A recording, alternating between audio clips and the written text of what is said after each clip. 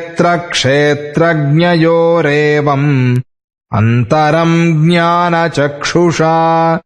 भूतप्रकृतिमोक्षम् च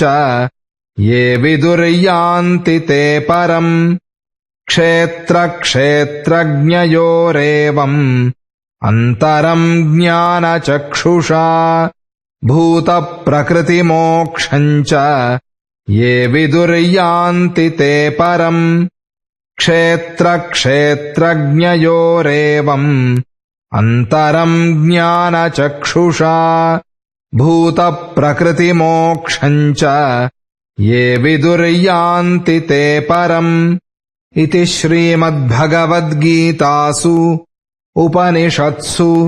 ब्रह्मविद्यायाम् योगशास्त्रे श्रीकृष्णार्जुनसंवादे